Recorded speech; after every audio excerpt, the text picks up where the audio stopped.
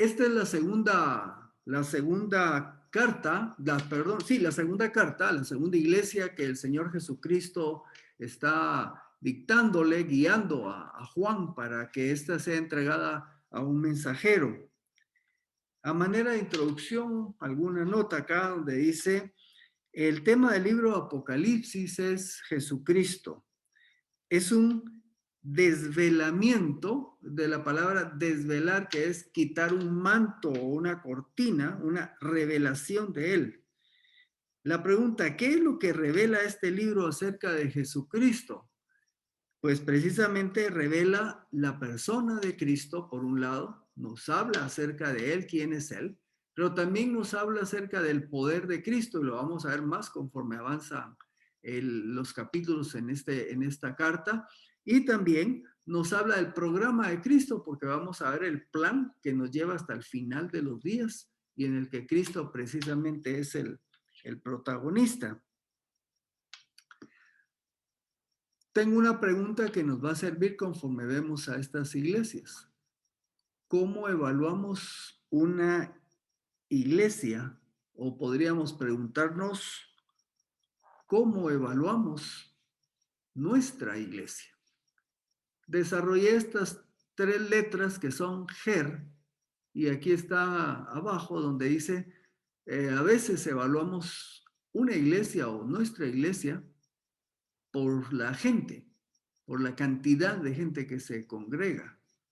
Y alguno diría, bueno, si ahí llega bastante gente, ha de ser una iglesia, y se usa esta palabra, una iglesia buena, una iglesia exitosa. También se puede evaluar por medio del edificio, o sea, el tamaño que tienen sus instalaciones, la amplitud, la calidad de esas instalaciones.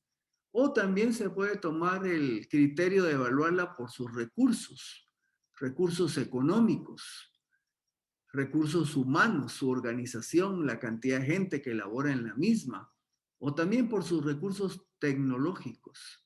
Y algunas veces, precisamente todo esto es lo que es visible, y a veces quizás nos equivocamos al evaluar la vida espiritual de una iglesia por medio de lo que nosotros vemos con nuestros ojos. Y a la medida que vamos avanzando acá con el mensaje a las 7 iglesias, creo que podemos ir aprendiendo qué es lo que Jesús valora de una congregación, aquellas cosas por las cuales les da su reconocimiento. También podemos aprender qué es lo que a Jesús no le gusta, y en algunos casos hace algún tipo de reprensión, y luego también hace una recomendación o un mandato de qué es lo que él quiere que se mejore. Por cierto, esta iglesia que vamos a ver ahora de Esmirna es una de las 2, de esas 7, hay 2 a las cuales no hay ninguna reprensión, y esta es la primera de ellas. Vamos al versículo 8. Dice, escribe al ángel de la iglesia en Esmirna, el primero y el último, el que estuvo muerto y vivió, dice estas cosas. Voy a hacer una pequeña pausa, pequeña, porque tengo que modificar un poquito la vista para que la grabación nos salga mejor. Déjenme que ubique acá y aquí estoy. Ahí estamos ya.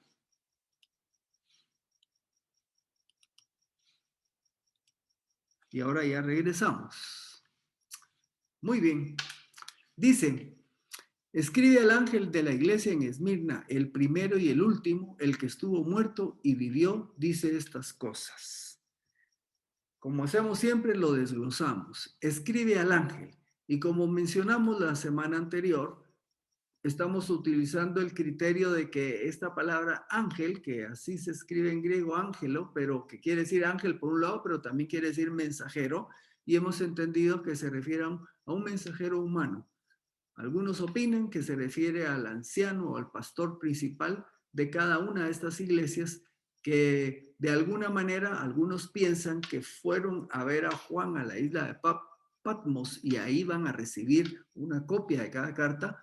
Otros piensan que fue cuando Juan fue liberado y llegó a Éfeso, y desde ahí entonces fueron enviadas las cartas. Sea como sea, se considera que fue a través de un mensajero humano. ¿En dónde está esta iglesia? Pues está en la ciudad de Esmirna.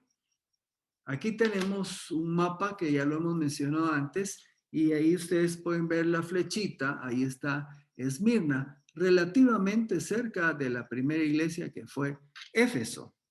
Esmirna es una ciudad bastante antigua, mucho más antigua que Éfeso. Se considera que fue fundada hace unos 3000 años, pasó por distintos tipos de culturas, distintos naciones o pueblos, la tomaron y en los últimos 500 años, digamos, como muchas ciudades de este lugar, pues pasaron por manos de los medopersas, después de los griegos y luego de los romanos. De hecho, esta ciudad fue destruida bastante, unos 300 años antes del tiempo de Juan, y uno de los que quedó al poder después de que Alejandro Magno murió, que se le llama los Seleucidas, uno de este gobierno Seleucida la reconstruyó y de ahí en adelante pues llega a ser la ciudad que existía en el tiempo de Juan. Como pueden ver ahí en el mapa de su derecha, Esmirna quedaba a 79 kilómetros de Éfeso. Hay un par de personajes, quizás a uno ustedes lo van a identificar más rápidamente, al otro quizás menos, que vivieron en esta ciudad. Al menos se dice que Homero era originario de la ciudad de Esmirna. Homero vivió alrededor de 800 años antes de Cristo, y si ustedes se recuerdan, cuando estudiamos en el colegio, en la escuela, pues ahí estudiamos que el autor de la Ilíada y la Odisea había sido Homero, estas dos obras que algunas veces nos tocó leerlas o después las pudimos ver llevadas al cine por medio de películas. El otro personaje que vivió en esta ciudad fue un hombre llamado Policarpo. Policarpo fue discípulo en su juventud de Juan y se cree que este discipulado tuvo como resultado que luego Policarpo estuviera en Esmirna y llegó a ser el anciano principal, se les dice obispo, ¿verdad? Que es otra palabra para anciano. Policarpo era el obispo de la iglesia en Esmirna. Él murió más o menos en el año 155 después de Cristo, nació ya en la era cristiana, y aquí tenemos una nota interesante de él. Recuérdense que estamos en un contexto de persecución. Ya mencionamos que Juan estaba desterrado de Patmos por la acción de Domiciano, que tuvo una acción de persecución a los cristianos. En el caso de Policarpo, y esto pasó pues buen número de años después, hubo una persecución ahí en Esmirna. Comentan algunos que han estudiado estos temas que se había desarrollado el culto al emperador ya desde hacía buen número de años y debería de declararse la fidelidad al emperador romano como parte de demostrar que uno era un buen ciudadano, y acostumbraban expresar la oración de decir César, el César es Señor. Y obviamente un cristiano que reconoce que quien es Señor es Jesucristo, se negaba a expresar este tipo de fidelidad al César en ese sentido. Respetaban a los gobernantes, respetaban el sistema de leyes, pero cuando se trataba de escoger ya en quién era el Señor, los cristianos obviamente solo reconocían a Cristo.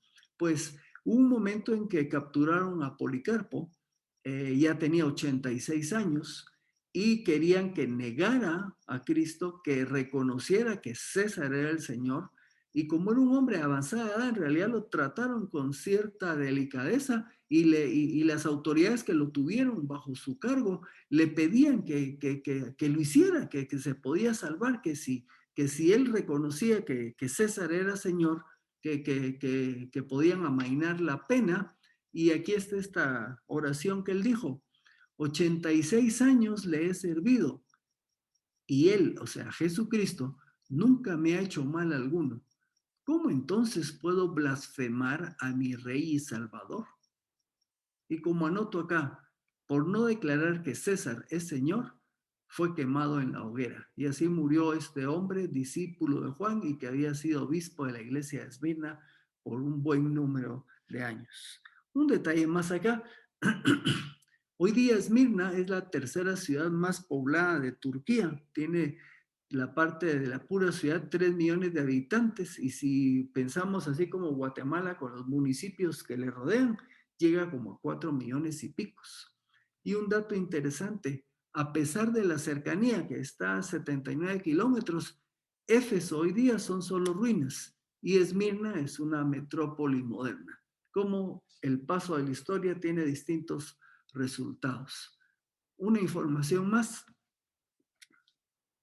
En 1900, Turquía tenía un 22% de cristianos. Y aquí cuando usamos esta palabra, cristianos de todas las modalidades que hay, me explico, pueden ser protestantes, católicos, ortodoxos, de origen armenio, de la iglesia siria, en 1900. Hoy día se calcula que los cristianos en Turquía apenas son el 0.2%, o sea, menos del 1% de la población profesa ser cristiana en Turquía. Este país actualmente es básicamente un país musulmán que practica el islamismo. No son árabes, por cierto. Los turcos no son árabes, son turcos. Étnicamente son turcos, pero religiosamente practican el Islam. Muy bien. Continúa este primer versículo 8 diciendo, cuando Jesús expresa que Él es el primero y el último, el que estuvo muerto y vivió. Y este es el que dice estas cosas. Bueno, ya en el capítulo 1, Jesús había utilizado esta descripción para sí mismo. Ahí en los versículos 17b y 18a, Él dice, yo soy el primero y el último, el que vive. Estuve muerto y he aquí que vivo por los siglos de los siglos. Y esta descripción que aparece en el capítulo 1 es la que se está repitiendo aquí en el capítulo 2. En el Antiguo Testamento vamos a encontrar que quien se describía a sí mismo de esta manera era precisamente Dios. En Isaías 44:6 dice, así ha dicho el Señor, Rey de Israel y su Redentor, el Señor de los ejércitos. Yo soy el primero y yo soy el último, y fuera de mí no hay Dios. En otro versículo siempre de Isaías, Dios habla de sí mismo de la misma manera. Escúchame, oh Jacob, y tú, oh Israel, a quien he llamado. Yo soy el primero y también soy el último. Entonces podemos ver que en el Antiguo Testamento Dios se identifica como el primero y el último. ¿Y esto qué quiere decir si Jesucristo está utilizando esta misma manera? Bueno, lo que quiere decir es que está afirmando su divinidad. Jesucristo es eterno, es infinito, es Dios. Jesucristo, ya lo sabemos, ya existía antes de la creación y seguirá existiendo después de que la misma sea destruida. Y continúa el versículo diciendo, el que estuvo muerto y vivió. Y pongo ahí en paréntesis, bueno, ¿cómo que estuvo muerto? Pero si acabamos de ver que es Dios, que es eterno, ¿cómo es que pudo morir? Bueno, tiene que ver con que Jesucristo era Dios hombre y al hablar de la muerte estamos hablando de su parte humana. Y acá lo encontramos en 1 Pedro 3:18. Porque Cristo también padeció una vez para siempre por los pecados, el justo por los injustos, para llevarnos a Dios. En negrías, siendo a la verdad muerto en la carne, pero vivificado en el Espíritu. Cuando dice que estuvo muerto, precisamente como ser humano, murió en la cruz, dio su vida en sacrificio por nosotros. Romanos 6:9 afirma la otra parte. Sabemos que Cristo, una vez resucitado entre los muertos, ya no muere. La muerte no se enseñorea más de él. Así que la oración, el que estuvo muerto y vivió, la tenemos aquí ratificada con este par de pasajes. Ahora, ¿qué otra cosa podemos ver acá con esto de que él estuvo muerto y vivió? Bueno, recuérdense que algunos en Esmirna, precisamente por la persecución, iban a morir. Y estas palabras son consuelo, porque estos creyentes, al oír esta palabra, que su Señor, el que estuvo muerto y vivió, y vimos que cuando hablamos de decir vivió, vivió para no morir jamás. Entonces sus seguidores pueden tener esta esperanza también, que ciertamente podía ser que llegaran a experimentar la muerte, pero iban a experimentar también como su Señor la vida eterna. Jesús, en el pasaje que anoto aquí de Juan 11:25, es cuando se encuentra con Marta, una vez que había muerto Lázaro, y le expresa estas palabras: yo soy la resurrección y la vida. El que cree en mí, aunque muera, vivirá. Y todo aquel que vive y cree en mí, no morirá para siempre. ¿Crees esto?, le preguntó a Marta. Y esta es la misma pregunta que podemos hacernos nosotros, ¿verdad? Los que hemos creído en Jesucristo, aunque lleguemos a morir, viviremos. Y esta era la misma esperanza que se le estaba dando a los creyentes de Esmirna. Una pregunta: ¿es normal apreciar la vida? En realidad, todos nosotros los que estamos aquí reunidos o cualquier otra persona, apreciamos la vida, queremos vivir. Sí, por supuesto, todos queremos vivir. Pregunto luego, ¿una persona sana se quiere morir? Una persona sana no se quiere morir. Cuando alguien expresa deseos de morirse, se considera que es una alteración de la conducta, digamos una patología. Me puse a investigar un poquito y encontré información ahí de la clínica Mayo, que es un montón de clínicas que hay en Estados Unidos muy conocidas, y ahí ellos pues dan consejos que cuando alguien está experimentando pensamientos con tendencia al suicidio, rápido les avisan que busquen ayuda, que no lo hagan, que tomen otras alternativas, porque no es normal que alguien se quiera morir, pero que querer vivir, eso todos lo queremos. Pero hago esta reflexión porque tarde o temprano todos vamos a morir, pero los que creemos en Cristo tenemos la esperanza de la vida eterna. Esto de la vida eterna, aquí en el Antiguo Testamento, en Eclesiastés, hay un pasaje interesante. Dice que Dios todo lo hizo hermoso en su tiempo. También ha puesto eternidad en el corazón de ellos. De modo que el hombre no alcanza a comprender la obra de Dios, la obra que Dios ha hecho desde el principio hasta el fin.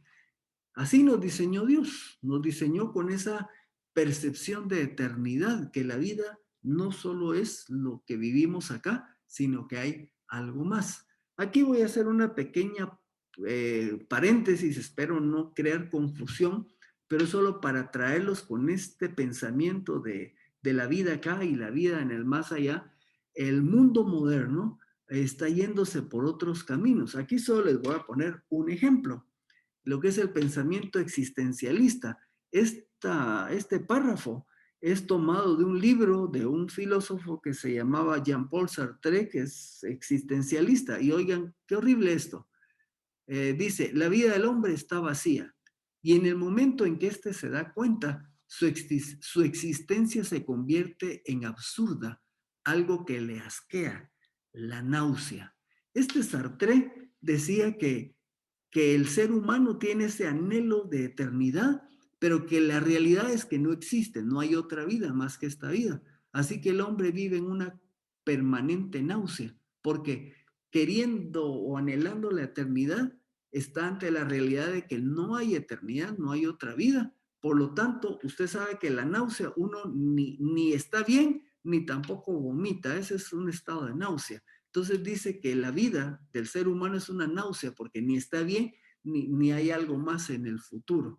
Ok, solo menciono esto como un contraste entre nosotros que creemos en Cristo, que tenemos esta vida, le damos gracias a Dios por tenerla, pero el día que se termina, sabemos que tenemos vida eterna con el Señor. Cierro el paréntesis. Siguiente versículo. Dice el 9, yo conozco tu tribulación y tu pobreza, diciéndoselo a la iglesia, a los cristianos de Esmirna, aunque eres rico, agrega. Y conoce también la blasfemia de los que dicen ser judíos y no lo son, más bien son sinagoga de Satanás. Veamos la primera parte. Yo conozco tu tribulación. Esta palabra tribulación tiene el significado de angustia y sufrimiento. O sea, estos cristianos de Esmirna la estaban pasando mal.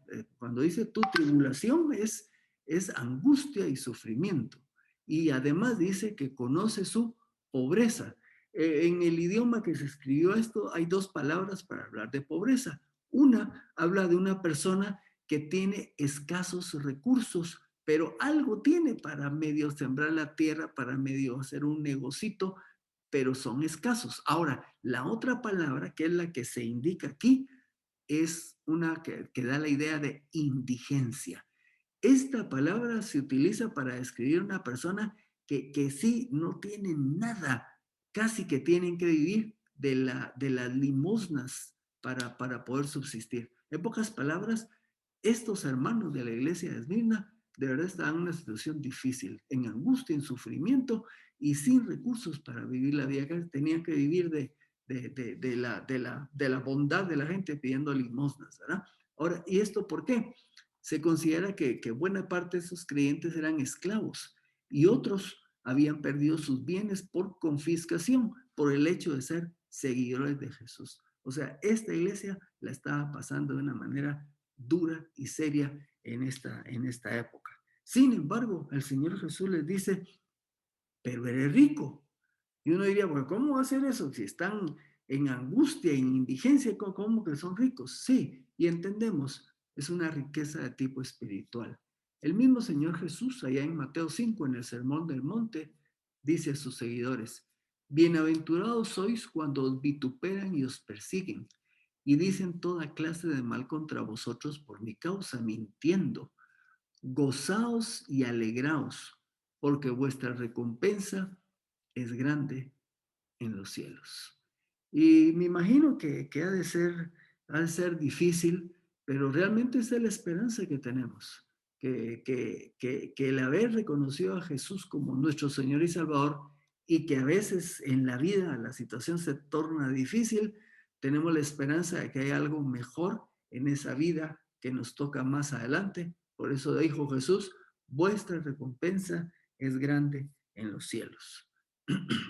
Pablo, escribiéndole a Timoteo, le dice esto, también todos los que quieran vivir piadosamente en Cristo Jesús serán perseguidos. Interesante, ¿verdad? Los que quieran vivir piadosamente en Cristo Jesús serán perseguidos y nos podemos estar preguntando respecto a nuestra propia experiencia, que más adelante voy a anotar algo al respecto. Un autor dice, las pruebas y las persecuciones fortalecen y refinan la genuina fe salvadora, pero descubren y destruyen la falsa fe. ¿Se recuerdan de la parábola del sembrador, verdad? Que salió el sembrador a sembrar la semilla y cayó una en el camino, otra entre las rocas, otra entre los espinos y una en buena tierra.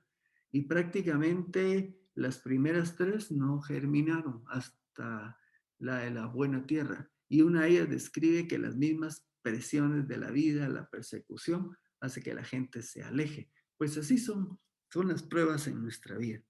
Ahora aquí viene un par de preguntas de reflexión. ¿Crees que en los últimos 50 años la iglesia en Guatemala ha sufrido persecución? Aquí ya vemos algunos en este grupo que ya pasamos de los 60 y que tendremos un recuerdo mental de unos 30 a 50 años aquí en Guatemala. Y me atrevo a decirles que así como tal, como persecución, como las que vemos ahí en el Nuevo Testamento o hemos oído en otros lugares, en los últimos 50 años no hemos tenido ese tipo de persecución. Ah, allá a lo lejos, pues, cuando usted habla quizás a principios del siglo XX, le contarán algún tipo de situación difícil que se vivió acá, pero en los últimos 50 años, que estoy hablándole de 1970 para acá, no ha habido persecución. Pero hay otra pregunta. ¿Ha sufrido? Y aquí esa es una pregunta para cada uno de nosotros. ¿Ha sufrido persecución, acoso u oposición por ser cristiano? Y posiblemente algunos, si hacen memoria, vendrán algunos recuerdos y otros dirán, pues, pues todavía no, ¿verdad?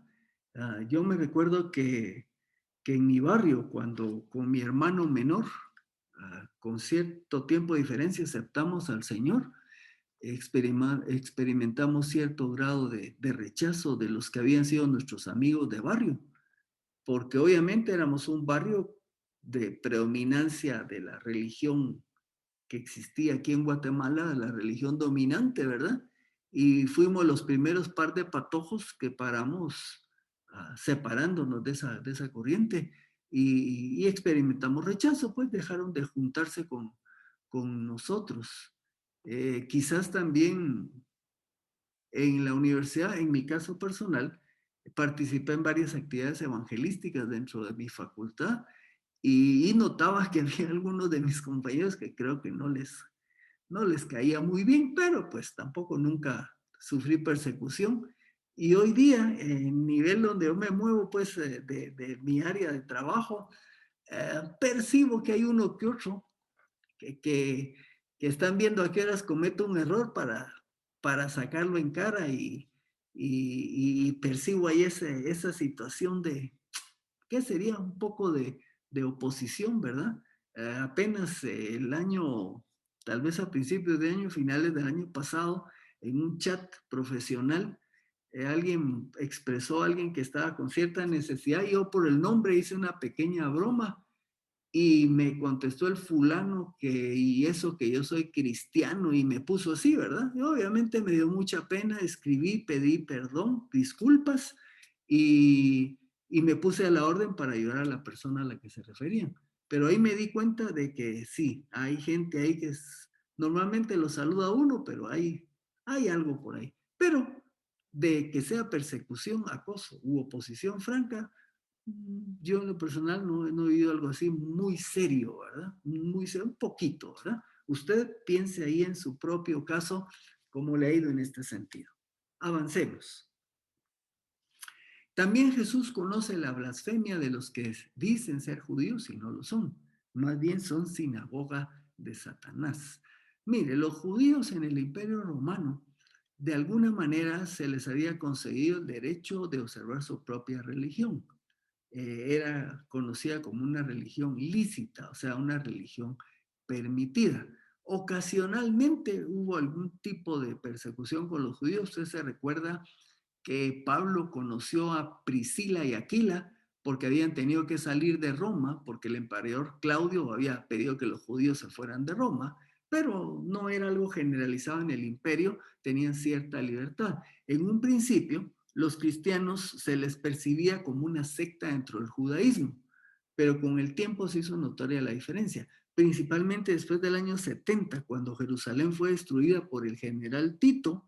Ya se hizo más notorio que los cristianos no eran de lo que era esta religión judía, digamos. Bueno, sin embargo, con todo y todo, usted se recordará que desde el tiempo de Jesús, una buena parte de los judíos lo rechazaron. De hecho, si fue crucificado fue porque fue el rechazo que los judíos expresaron, no vamos a decir que todos, pero la clase dominante y un buen número de la gente común y corriente rechazó a Jesús, por eso lo crucificaron.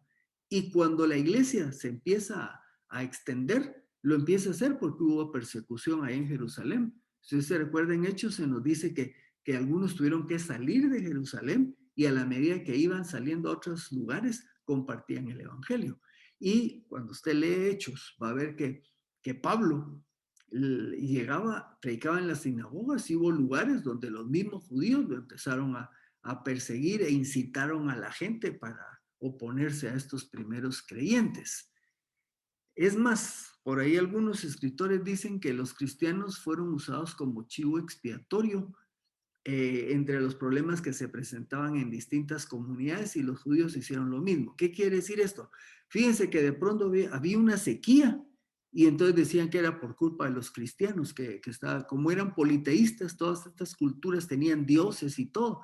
Entonces no llovía y le empezaron a echar la culpa a los cristianos. había un fenómeno natural, un terremoto o algún problema de atmosférico y todo, y le echaban la culpa a los cristianos. Y los judíos en ocasiones también hicieron upa en este sentido. Y aquí en esta ciudad, precisamente, los mismos judíos también habían participado en apoyar a los locales en una actitud de rechazo hacia la iglesia cristiana. Por eso Jesús les dice que no son judíos genuinos, sino que son sinagoga de Satanás, porque estaban trabajando contra su propio pueblo. Y recordamos solo las palabras de Pablo, allá en Romanos, donde él dice, no es judío el que lo es en lo visible, ni es la circuncisión la visible en la carne, sino más bien judío el que lo es en lo íntimo, y la circuncisión es la del corazón en espíritu y no en la letra. La alabanza de tal no proviene de los hombres, sino de Dios. O sea, entendamos, muchos de estos judíos eran religiosos, fríos, y precisamente cuando se predicaba el evangelio no lograban reconocer que eran las buenas nuevas de su Mesías y se oponían y participaban en persecución también contra los mismos creyentes, que era lo que se está viendo aquí en esta iglesia de Esmirna. ¿Qué le dice el Señor? No tengas ningún temor de las cosas que has de padecer. Aquí el diablo va a echar a algunos de ustedes en la cárcel para que sean probados y tendrán tribulación por 10 días. Sé fiel hasta la muerte y yo te daré la corona de la vida. No tengas ningún temor de las cosas que has de padecer, dice. Que el diablo va a echar a algunos de ustedes en la cárcel para que sean probados y tendrán tribulación por 10 días. Por supuesto, entendemos que no es una acción directa del diablo, sino que el diablo hace esto a través de las autoridades y de las gentes de esa ciudad. Y precisamente varios de estos creyentes posiblemente serían llevados a la cárcel sin ningún juicio e incluso algunos de ellos perderían su vida. Por eso era la esperanza de que Jesucristo, el que murió y que ahora vive. Sin embargo, esta persecución tendría límite de tiempo porque dice que durará 10 días y también se nos dice en el pasaje que, vamos a ver acá, puede ver usted, dice que algunos de ustedes serán echados en la cárcel para ser probados, ¿verdad? Y también esto era una prueba para la fe de estos creyentes, hombres y mujeres. Era un momento de prueba para ellos, de crecimiento y de madurez. Bueno, 10 días. Como estamos viendo este libro que tiene símbolos, imágenes y números, algunos autores coinciden en que la mejor manera de entender estos 10 días son 10 días literales, que esta tribulación iba a ser limitada pensando en 10 días literales.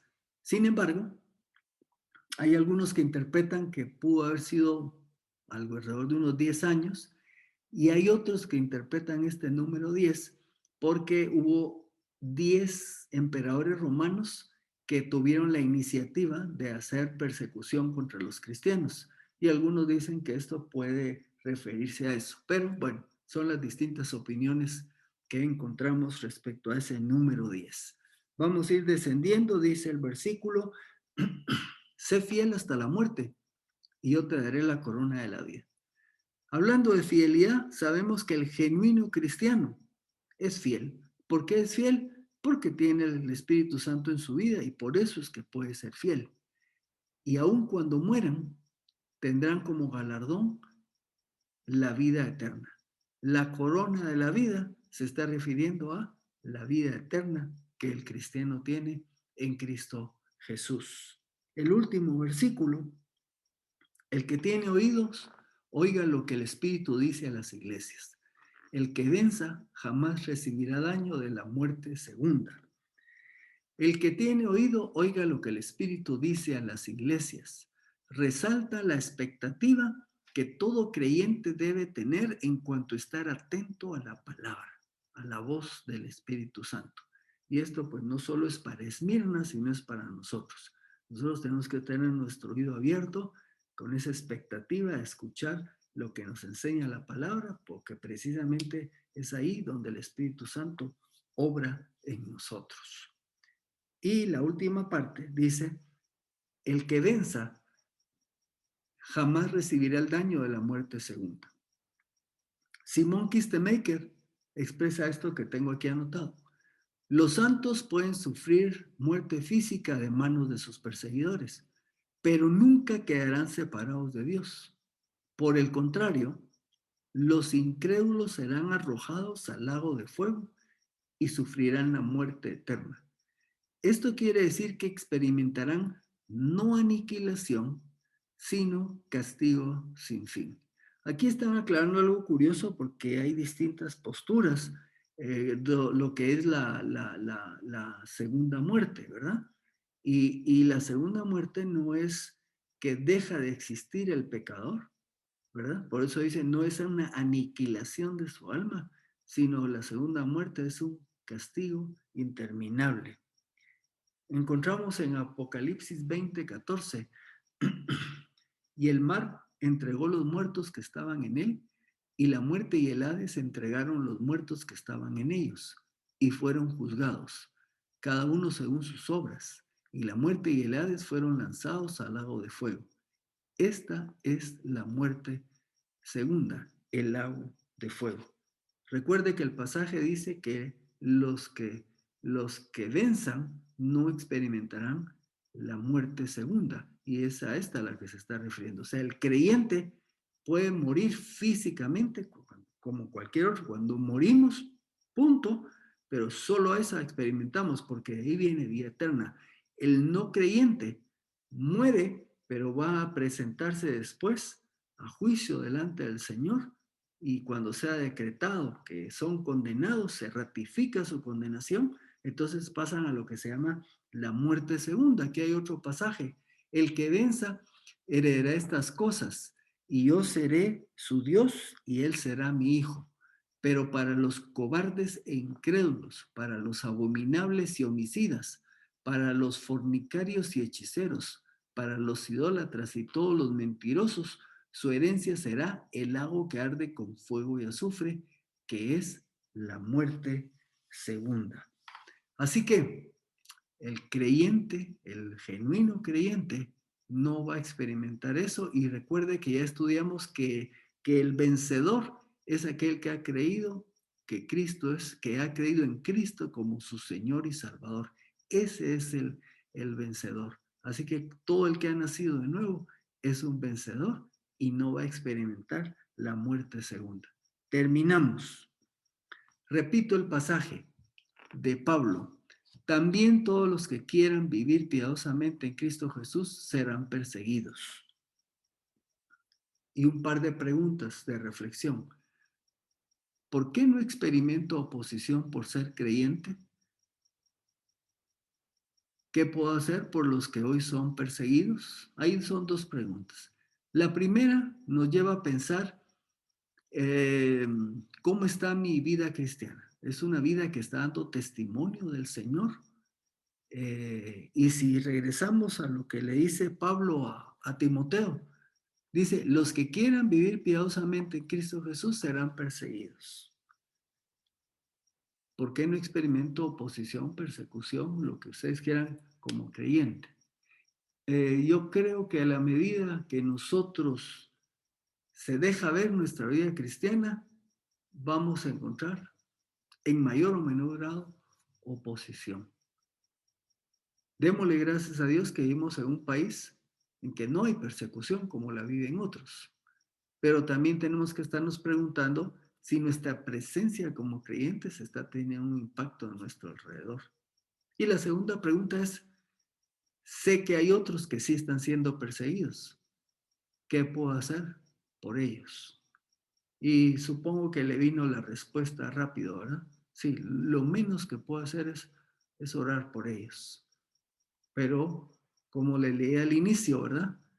Por lo menos tenemos que averiguar qué está pasando en este mundo y dónde hay hermanos que están sufriendo y cómo podemos orar por ellos, y en ocasiones hasta apoyar los ministerios que están apoyando a estos hermanos.